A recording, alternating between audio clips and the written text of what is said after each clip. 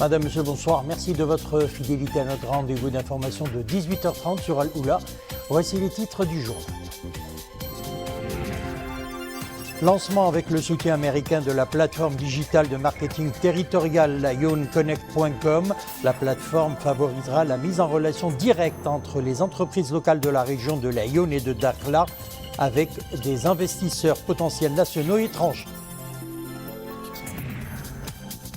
C'est le plus grand parc aux oiseaux dans la région sud de la Méditerranée, le parc ornithologique de Merchika.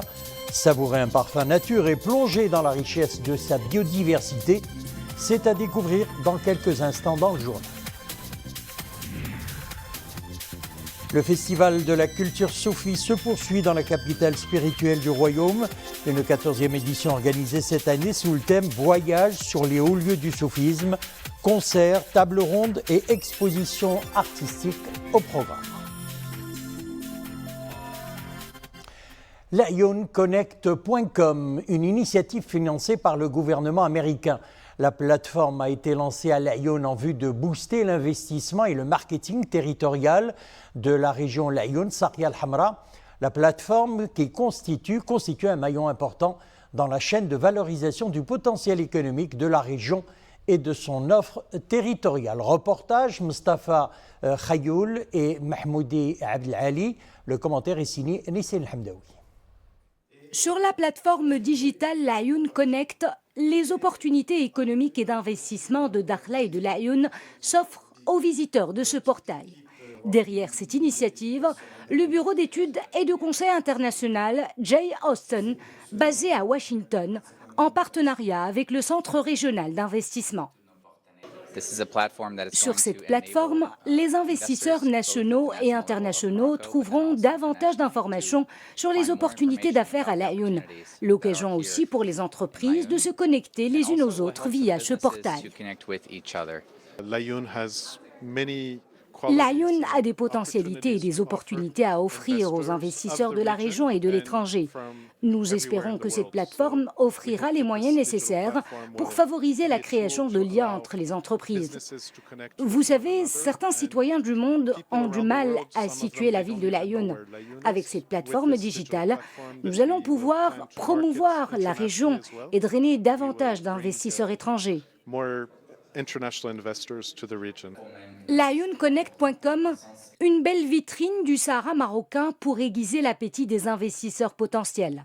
La plateforme dispose d'un moteur de recherche innovant qui optimise la recherche et la géolocalisation des entreprises selon leur centre d'intérêt. Le rôle de cette plateforme est de contribuer à la promotion de l'investissement privé au niveau de la région à travers deux fonctions essentielles et complémentaires. La première, promouvoir l'offre territoriale de la région et les opportunités d'investissement, notamment dans les domaines de l'économie bleue, mais aussi l'économie verte. La seconde s'attache à renforcer les partenariats B2B entre les opérateurs économiques. Des diplômes ont été remis à plusieurs jeunes entrepreneurs ayant bénéficié d'une formation organisée dans le cadre de ce projet de promotion des opportunités économiques à Laayoune. La campagne vaccinale anti-Covid se poursuit jusqu'ici. Un total de plus de 343 000 personnes ont reçu la 3e dose au 10e jour du lancement de l'opération.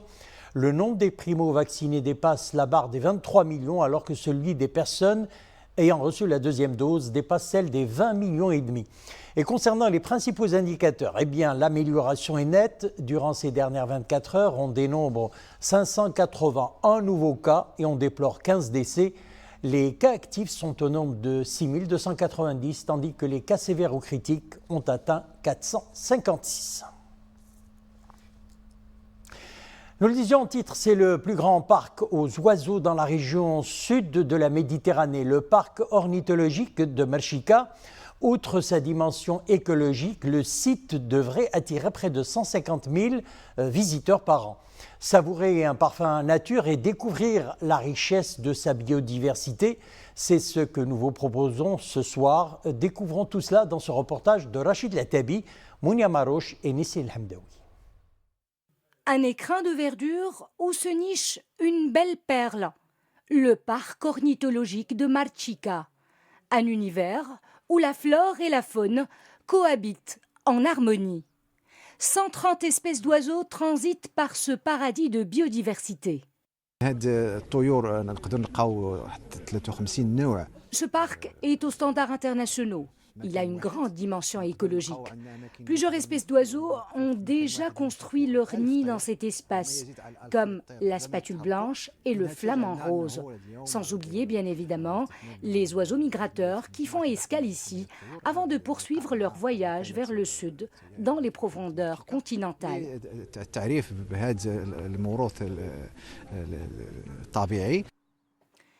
Seulement voilà, ce vaste écosystème est très fragile.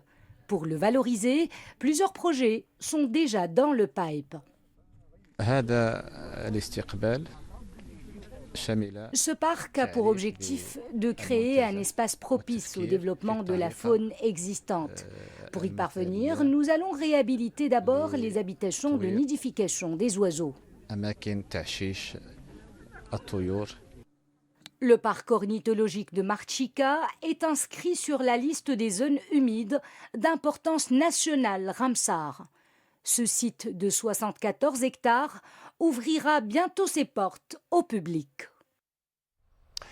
Une page économie à présent. Le Conseil de Banque El Maghrib décide de maintenir inchangé le taux directeur à 1,5%. À l'issue de sa troisième réunion trimestrielle de l'année 2021, le Conseil a estimé que l'orientation de la politique monétaire reste largement accommodante, assurant des conditions de financement adéquates. L'inflation devrait ressortir à 1,2% sur l'ensemble de l'année 2021 et s'établir à 1,6% en 2022 selon les prévisions de la banque. On passe au sport à présent. Brillante qualification des Lions de l'Atlas hier soir au dernier tour des éliminatoires de la Coupe du Monde 2022 en battant la Guinée sur le score de 4-1. Ce quatrième succès en autant de rencontres permet au Maroc de conforter sa première place, 12 points, et d'être assuré de ne pas être rejoint par ses adversaires alors que 2 journées restent encore à disputer. Les Lions de l'Atlas l'ont emporté grâce à des buts signés Ayoub El Kaabi à la 21e, Selim Amallah à la 42e et 65e minute et Soufiane Boufel à la 89e minute, tandis que Mamadou Kané a sauvé l'honneur pour les Guinéens. C'était à la 31e minute. La ville de Fès vibre au rythme de la 14e édition du Festival de la culture soufie. La manifestation est organisée cette année sous le thème « Voyage sur les hauts lieux du soufisme », une édition en présentiel et en digital. Concerts, tables rondes et expositions artistiques sont au programme. Reportage Mustafa Zahiri, Zakaria Moukinbillah, Souad Anachet.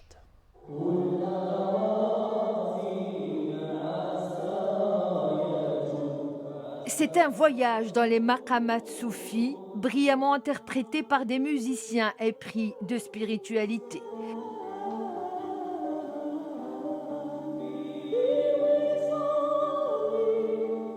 De l'Andalousie à l'Inde, en passant par l'Asie centrale, des artistes d'ici et d'ailleurs explorent la symbolique du voyage dans le répertoire soufi.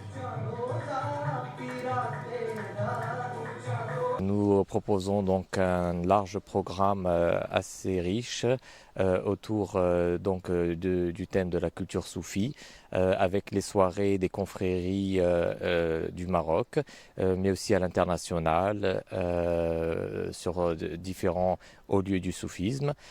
Après une précédente édition exclusivement en ligne, donc sans public, cette 14e édition se tient à la fois en mode présentiel et digital. Pour réussir ce mix technologique, un dispositif de pointe est mis en place.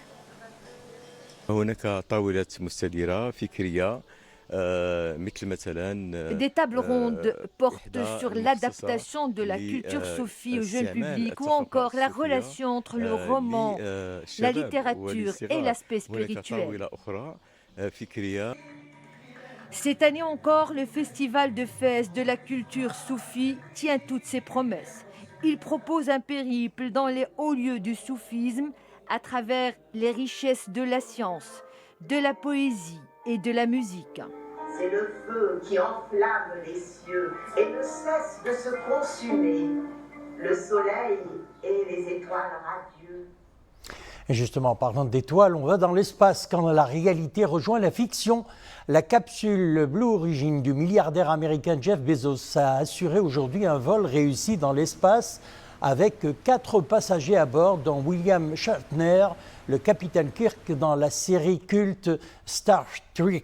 Au terme d'un voyage de quelques minutes dans l'espace, la capsule a atterri dans l'ouest du Texas. C'est la seconde mission réussie de la capsule, une étape importante pour la compagnie de Bezos dans la course serrée au tourisme spatial, À 90 ans, l'acteur canadien William Shatner est devenu l'homme le plus âgé à voler dans l'espace, dépassant Wally Funk, 82 ans, qui était à bord du premier vol habité de Blue Origin. C'était en juillet dernier. Voilà, c'est la fin de notre édition. Merci de l'avoir suivi. On se retrouve demain, 18h30.